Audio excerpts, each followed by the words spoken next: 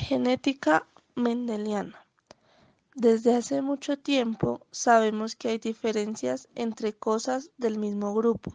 Por ejemplo, algunos árboles producen naranjas con más agua y grandes que otros. Algunas vacas tienen mejor carne o más leche. Entender estas diferencias ha sido algo importante desde hace mucho. Las primeras explicaciones de la herencia, teoría genética de la mezcla. Nosotros nos parecemos a nuestros padres, como por ejemplo los perros a sus hijos. Antes de saber por qué los padres se parecen a los hijos, se creía que esto pasaba porque se mezclaban las características de cada uno, siendo tú una mezcla de ellos. Por ejemplo, cuando mezclas dos colores, azul y amarillo, te sale verde. Si esto fuera así, si tu papá fuera negro y tu mamá blanca, serías gris. Y esto no pasa. Los estudios de Mendel. El sacerdote Gregor Johann Mendel nació en 1865 en Austria. Este científico mostró los resultados de sus experimentos realizados con la planta arveja, Piscium sativum. Los estudios de Mendel fueron los primeros en explicar exitosamente la forma como se pasan las características de padres a hijos. Los experimentos con plantas de alberja. Entre 1856 y 1863, en el lugar que vivía Mendel, cultivó unas 28.000 plantas de alberja. Con estas plantas realizó los resultados y las razones por las que escogió las alberjas son las siguientes. 1. Sus semillas son fáciles de conseguir. 2. Su cultivo no necesita mucho espacio para crecer. 3. Es un tipo de planta que crece muy rápido. 4. Al crecer tan rápido, su consecuencia es que tienen muchos hijos. 5. Permite ver varias características. Un ejemplo es el color de las semillas, que pueden ser blancas o amarillas. 6. Las flores de las plantas de alberja presentan ambos sexos, es decir, tienen órganos reproductivos masculinos y femeninos. Esto significa que para tener más hijos no necesitan de algo externo, sino de ellos mismos. 7.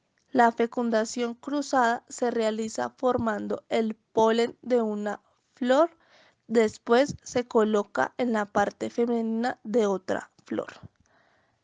Mendel observó las características físicas de cada cruce que realizó durante años de trabajo. Él estudió 7 características, pero en un inicio se concentró en las características que se mantenían. A esto se le conoce como líneas puras. Mendel definió: características dominantes se muestran en el mayor número de hijos. Características recesivas se observan en el menor número de hijos. Datos.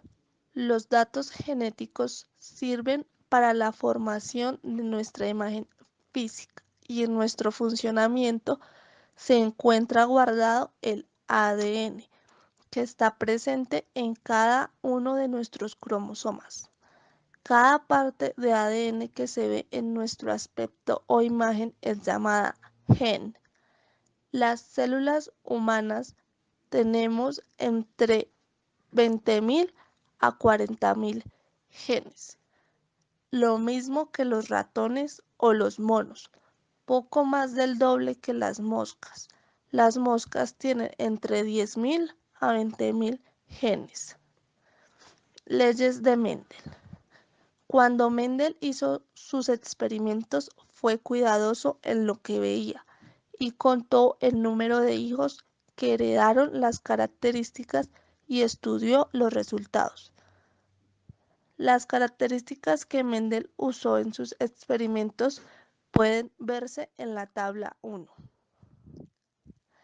Mendel cruzó líneas puras de las mismas características y permitió que éstas se cruzaran por varias generaciones. Mendel realizó cruces entre una planta de semillas amarillas con una planta de semillas verdes. Según la teoría de la mezcla genética, Mendel esperaba que los hijos tuvieran semillas de color medio entre amarillo y verde. Como resultado, en la primera generación, todas las plantas tenían semillas amarillas. Figura 4. Mendel dijo que el color amarillo domina sobre el verde. La característica amarilla es dominante y la característica verde es recesiva. Se repitió el experimento con otras 6 características y los resultados fueron parecidos. Una característica domina sobre las otras y todos los hijos de la generación 1 eran iguales. Así, Mendel propuso 2 leyes, la ley de segregación y la ley de segregación independiente. La primera ley resultó de usar una sola característica y la segunda ley resultó de trabajar con 2 características al mismo tiempo. Primera ley, ley de la segregación. En el resultado de la F1, o sea, la primera generación, no se evidencia la segunda característica. Mendel se preguntó, ¿qué sucede con la otra característica? Para responder esta pregunta, Mendel cruzó a las plantas de la F1, los resultados del anterior cruce, que vendría a ser la F2, la generación 2. Fueron por cada 4 hijos 3 plantas, el 75%. Presentan semillas amarillas y una planta 25% poseía semillas verdes. Debido a estos resultados, Mendel propuso que cada planta hereda 2 factores, los cuales provienen uno del padre y otro de la madre. Los factores hoy en día se conocen como genotipos. Lo que no se ve son los genes y fenotipo lo que sí se ve, a las características físicas que se evidencian. Existe un factor dominante, se simboliza con letras mayúsculas, y un factor recesivo representado en letras minúsculas. Teniendo en cuenta lo anterior, en la F1, todas las plantas heredaron estos 2 factores. Por ende, el factor dominante se verá reflejado en su totalidad, figura 1. Pero en la F2, algunas plantas recibieron los 2 factores recesivos, figura 5.